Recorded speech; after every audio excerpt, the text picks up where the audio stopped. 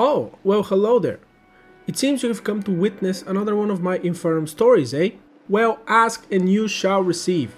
Now where were we? Ah, yes. We defeated the Guardians, the Bumble Folly, Providence, and one of the Sentinels. Which means that we shall continue with the rest of the Sentinels, as well as Polterchan and the dog. Coming right up, we have Ceaseless Void. A long while ago, I told you about the archive and how we are forced to fight her in there. So after going there, extending it a little bit and placing some hammered platforms, we are ready to begin. Ceaseless Void is quite hard for me. While Revenger's CV is quite easy, basically a joke, Infernum CV is very much the opposite. Starting off with locking your camera to her and her spheres spinning around her, while shooting you with projectiles.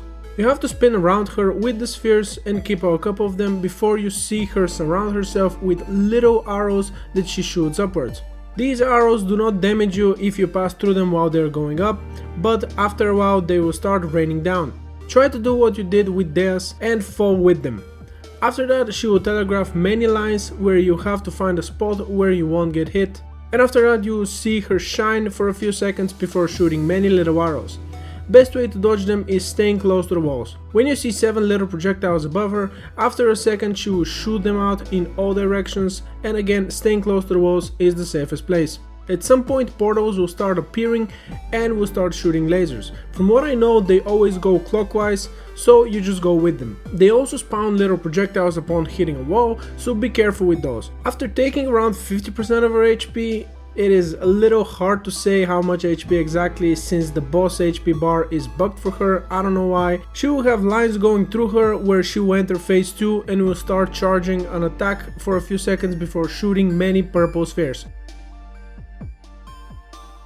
At some point she will start pulling in little spheres from outside the arena alongside you, though I think I wasn't affected so much because I had a gravity normalizer potion. She will repeat most of these attacks until she reaches low HP, which by the way is exactly what it says on the wiki. There isn't an exact number, but whatever. Once she does, attacks will stop for a while, the screen will turn white, at which point she will detach from the chains and will start teleporting around the player, while shooting 3 purple projectiles. Going in circles as much as possible is the simplest way to dodge them. After that, she has an attack that is very simple to Providence's arrow attack, where you just have to stay between the lines. And after that she has the same attack as the Guardians, where the Defender and the Commander are slamming into each other and shooting projectiles. She repeats those until she dies, and when she does there is a DSP. After charging it for a while, she will start shooting purple spheres the same way as she did when entering phase 2, but will repeat that for a while. The trick here is to find a safe spot, and just like with Coldest, she has one, but it always depends on where she dies. Find it and don't move at all until she's done.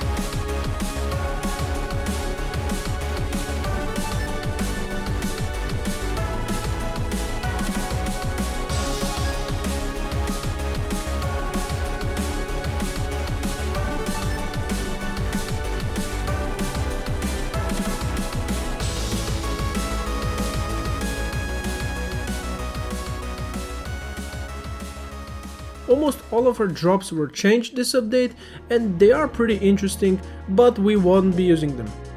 And now we have the last Sentinel, Cygnus, or how some people like to call him, Sigma. Something I could have done, which I don't know why I didn't think of at the time, is use Providence's arena for him, but anyway, we go to our Brimy arena, put better hammer platforms and roll right in.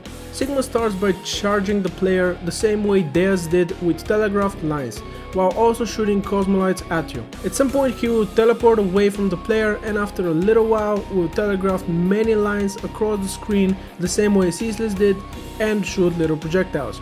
A second dash attack he has is him going next to the player either left or right, summoning a wall of cosmolites and charging horizontally while sending the cosmolites at you. He repeats each one of these attacks 3 times, after which will come the most dangerous attack.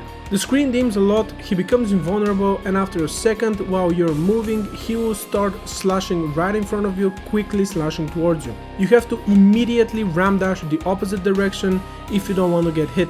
The attack requires pretty fast reaction time, but once you get used to it, it's actually not that difficult. His last attack is him dropping many bombs around him, similar to Providence, that will explode after some time while shooting projectiles at you. Stay away from the bombs and of course keep your distance from him. He repeats all 5 of those until he dies.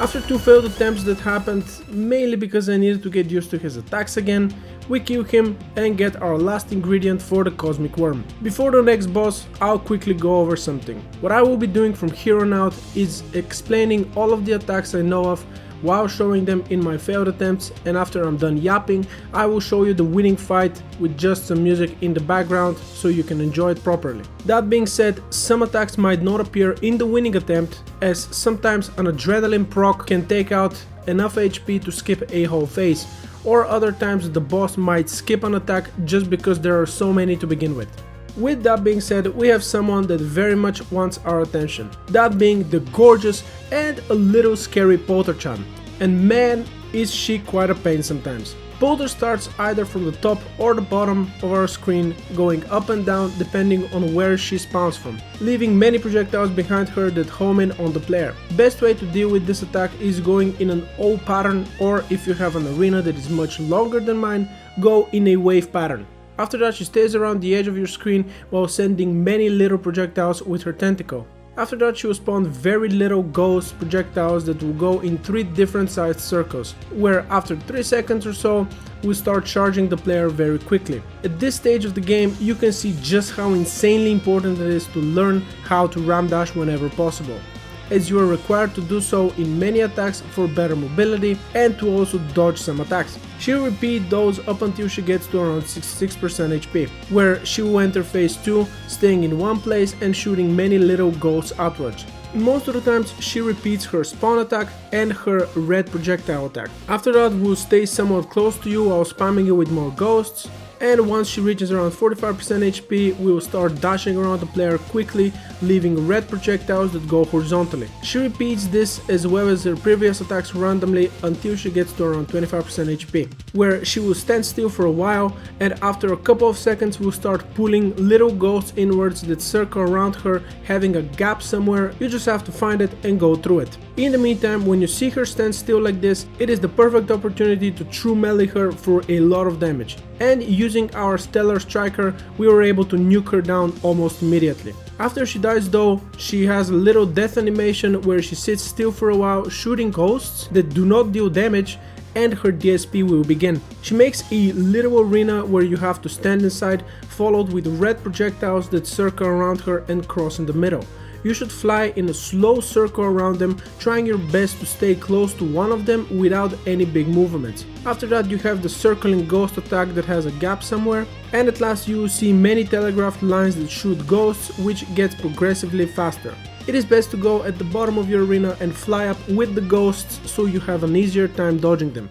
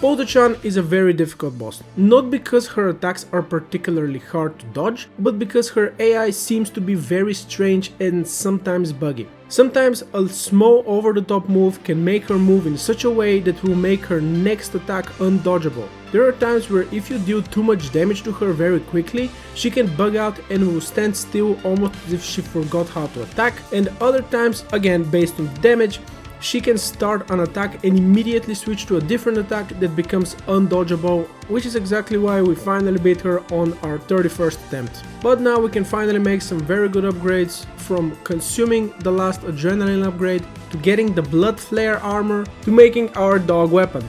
That's Ascension.